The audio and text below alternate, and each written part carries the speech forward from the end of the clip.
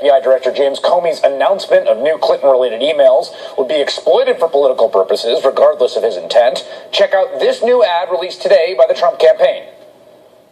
Hillary Clinton is under FBI investigation again after her emails were found on pervert Anthony Weiner's laptop. Think about that. America's most sensitive secrets unlawfully sent, received, and exposed by Hillary Clinton, her staff, and Anthony Weiner. Hillary cannot lead a nation while crippled by a criminal investigation.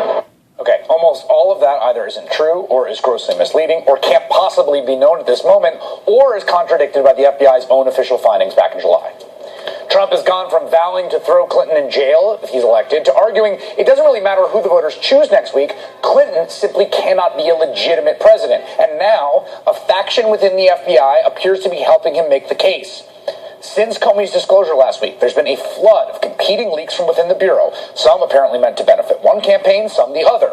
Among the leaks, anonymous sources told the Wall Street Journal the FBI had begun a probe of the Clinton Foundation more than a year ago to determine whether financial crimes or influence peddling occurred related to the charity. According to new reporting today in the Journal, that investigation started in summer 2015 based on claims made in the highly partisan book Clinton Cash by conservative author Peter Schweitzer. The story goes on to describe rank-and-file agents' frustration after FBI supervisors and DOJ prosecutors declined to pursue the probe much further. Continuing the counter-leaking, The Guardian reports today, based on FBI sources, that all those damaging leaks stem from deep antipathy to Clinton within the Bureau. The FBI is Trumpland, said one current agent. Another story from the Daily Beast today describes various ties between the Trump campaign and the FBI, focusing on the former head of the Bureau's New York office, now a Trump supporter. The author of that story will join me coming up in just a bit. Now, this is not the first evidence we've seen of a deep affinity between Donald Trump and law enforcement in general. He's been endorsed by various unions representing different law enforcement agencies, including the nation's largest police union, the Fraternal Order of Police, and we've seen officers land in hot water for mixing their power with politics. Officers in San Antonio recently got in trouble after wearing Make America Great Again hats while in uniform on duty to escort Donald Trump from the airport. We told you about the police union president in Massachusetts, the guy on the right there, who had to apologize for fake arresting a fake Hillary Clinton also in uniform. Now it appears FBI agents are turning to Fox News to push their agenda. Breaking news tonight. Two separate sources with intimate knowledge of the FBI investigations into the Clinton emails and the Clinton Foundation tell Fox the following. The investigation into the Clinton Foundation, looking into possible pay-for-play interaction between Secretary of State Hillary Clinton and the Foundation, has been going on for more than a year. The Clinton Foundation investigation is a, quote, very high priority. They describe the evidence that they have as, quote, a lot of it, and there is an avalanche coming every day. These sources said, yes, the investigations will continue. There's a lot of evidence, and barring some obstruction in some way, they believe they'll continue to likely an indictment. Okay, this is a remarkable thing that happened, and Fox host Bret Baier walked back his claim of a looming indictment somewhat this morning, but the upshot is no less disturbing.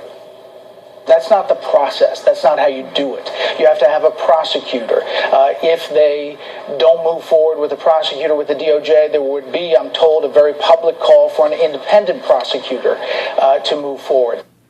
According to NBC News Chief Justice Correspondent Pete Williams, Baier's reporting is bogus. There is no investigation to speak of, but sure enough, by this afternoon, that report was already loaded onto the teleprompter as part of Trump's sub-speech out on the campaign trail with a few extra embellishments. They say the Federal Bureau that it's likely to yield a very, very serious charge or an indictment. I'm just saying that's what the newspapers are saying. That's what the reports are. Hillary Clinton has engaged in far-reaching criminal conduct and in an equally far-reaching criminal cover-up. She is likely to be under investigation for many years, and also it will probably end up, in my opinion, in a criminal trial. Okay. Notice there, he said the newspapers reporting the reports. That's not true. There was a single report which was walked back and has been debunked by our own Pete Williams, who I trust on this stuff.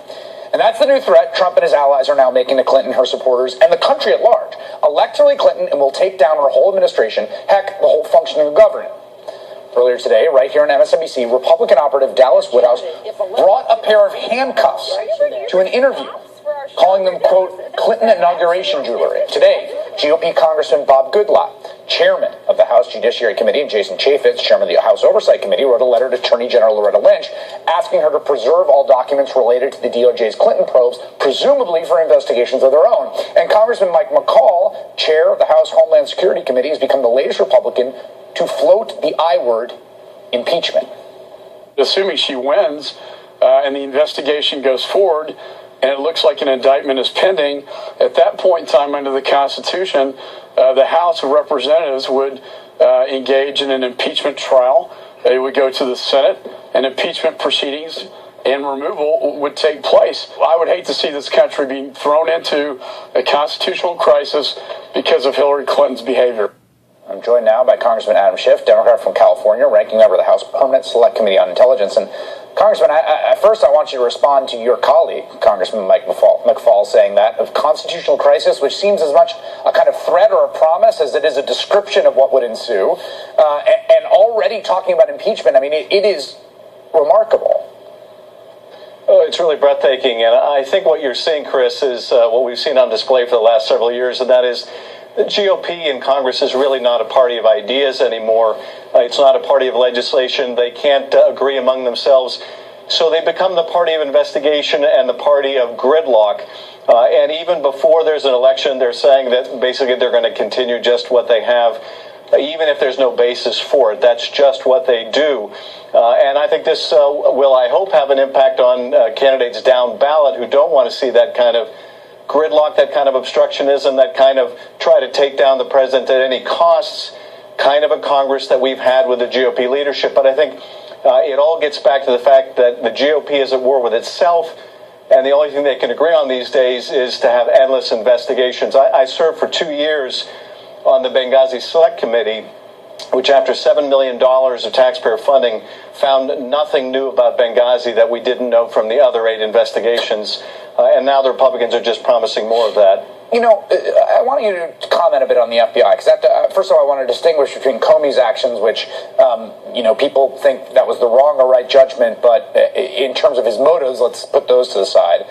To me, the much more worrisome thing about the FBI and its integrity, frankly, is these warring leaks coming out of the Bureau. I mean, you can't run an election with the people entrusted with confidentiality in pursuing high-profile investigations going on, to anonymously talk to reporters to try to pursue a political agenda. It's madness. You're absolutely right, and I think you do distinguish the two. In the case of Director Comey, I think this was a terrible error in judgment to inject the FBI into the race effectively with the publication of this letter. Those DOJ policies against talking about pending or ongoing investigations around election time are there for good reason. They're designed to ensure fairness to the subject of investigation and also to keep the FBI out of political campaigns. But following that, we have seen something even more disturbing, and that is you're seeing FBI agents apparently willing to go to the press to leak, to try and have an influence on the election. I worked with the Bureau for almost 6 years as an assistant U.S. attorney in Los Angeles. The vast majority of agents are very professional, among the best that I ever worked with. But those that are leaking right now need to understand they are doing lasting and incalculable damage to the FBI. They are damaging the FBI's credibility and its reputation, and that is really hard to repair once it's been damaged. And I would add the institutional integrity of American democracy, frankly. Congressman Adam Schiff, thank you for your time. Appreciate it. Thank you. Joining me now, my colleague Joy Rhee, host of AM Joy, right here on MSNBC, and Democratic pollster Cornell Belcher. And I mean, I find this stunning and worrisome. And again, I want to be really fair here. Like, there was someone leaking about the Manafort preliminary inquiry the other day. Which they shouldn't be doing either. Which they should not be doing either, which seemed like tit for tat. It's like, okay, well, you're going to do this, and we're going to do that. And you've got this situation now where this sort of domino of Comey coming forward, the parade of leaks, and now Donald Trump running ads and just saying, after months of lock her up, I mean, they are basically saying it doesn't matter what happens on Tuesday. Yeah. We're going to put her in jail. That's the election. This is banana republic territory. Adam Schiff is a very urbane, nice man. I think he was very gentle about it. This is not democracy. Let's review. the FBI can take your freedom. They have incredible power over you. We now have a cell, essentially, within the FBI, allied with Rudy Giuliani, who was Hillary Clinton's opponent for Senate in 2000. What did she run on? What made law enforcement mad at her? She came out and publicly denounced the murders of Amadou Diallo and Patrick Dorisman, incurring the hatred of New York law enforcement. Now you have elements of the New York-based FBI determined to lock her up. And they aren't just talking about it or using their one vote, which they have like anybody else. They can be Republicans if they want.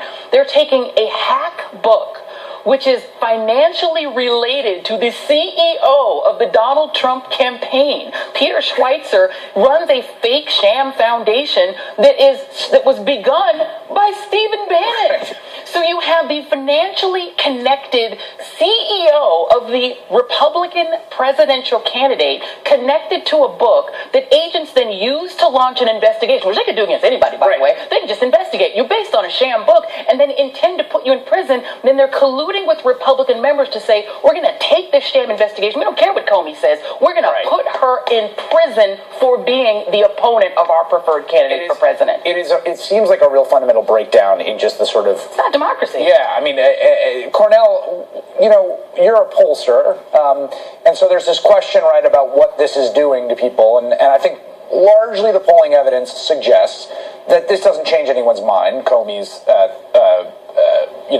actions or etc. What it does appear to me clearly in the polls is that this gives Republican partisans what they probably were looking for already to come home. It emboldens them, and it's really sad because this is part of a continuum actually that we see that I would argue started with President Obama's election, and I argue that in my new book. But it's a continuum where you have people who are willing to use whatever means they have to really undo what the majority of Americans now are saying you want to do. When they sat around in Washington before President Obama was elected and decided that they were going to block everything he tried to do in order to make him a failed president, and then went about doing that, when you had Senator Mitch McConnell talking about his number one priority in the Senate was to make Barack Obama a failed president and a one-term president, when you have Senate Republicans right now talking about, an indefinite block of Supreme Court nominees by Hillary Clinton, you have people throwing a temper tantrum and trying to undo the will of the American people because they're not getting their way. It is a frightening place in democracy. When we hear the FBI in collusion with partisan Republicans, Joy, you're right. I mean, it is sort of banana republic kind of things, and the moderate swath of voters in this country, they have to step back and take control of the situation. Yeah. If you're a moderate, middle-of-the-road voter and you've been voting Republican, you've got to think about sort of what's going on right now in this country, and in these congressional districts that they've gerrymandered. You've got to think about whether or not you have to take a break from voting Republican seriously in order to stop this from happening. I just want to two things quickly. One is, look, I mean, the point here is there's a process, and it should be right. I mean, the sort of integrity of law enforcement is really important. And if there were some smoking gun criminal evidence, they should pursue that, right? I mean, that should be the case. It's the breakdown in the sort of chain of command that's so worrying. The other thing I think is, we have someone from the Trump campaign on the record talking about their voter suppression efforts. That's then sort of been walked back.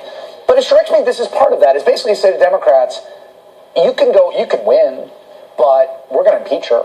We're going to block her. We're going to hang her up in investigations. So maybe it's not worthwhile to vote.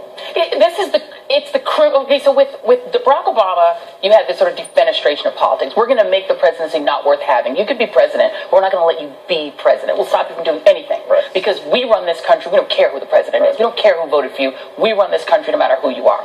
With Hillary Clinton, this is the criminalization of politics. Remember, the Donald Trump campaign is rife with people from the Clinton wars. David Bossie's in there. Yep. Citizens United is about Hillary Clinton. Yes, let's remember, it is about trying to use... It's a 20-year war. It's a 20-year war. You've got Kellyanne Conway's husband, veteran of the Clinton wars. You've got this entire cabal of people who, okay, you want to be the Clinton cabal, but you can now have the FBI help you do that? That That is the worrisome America. aspect. Joy Reid and Cornell Belcher, thank you both. Appreciate it. Okay.